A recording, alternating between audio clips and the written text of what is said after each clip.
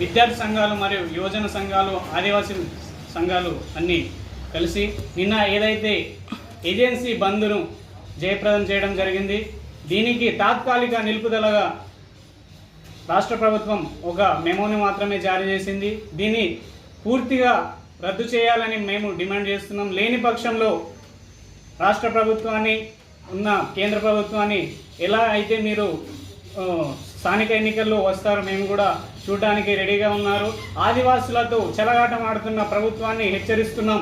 ఆదివాసులు అంటే అంత చులగన. ఈరోజు ఆదిలాబాద్ జిల్లాలో చూసుకుంటే ఫారెస్ట్ జోన్ చేయాలని మీకు ఎట్లా వచ్చింది అంటే ఆదివాసులో ఉన్న ప్రేమలే, మృగాలపైన ఉన్న ప్రేమ ఆదివాసులపైన మీకు లేదా? ఆదివాసులకు ఓటు హక్కు లేదా? మీరు ఎలా ఆదివాసుల కొట్టాలని చూస్తున్న కేంద్ర ప్రభుత్వం మరియు రాష్ట్ర ప్రభుత్వాన్ని మేము ఈరోజు యావత్ అన్ని సంఘాల నుంచి మేము హెచ్చరిస్తున్నాం మరియు అడుగుతున్నాం. మీరు స్థానిక ఎన్నికల్లో ఎలా వస్తారు?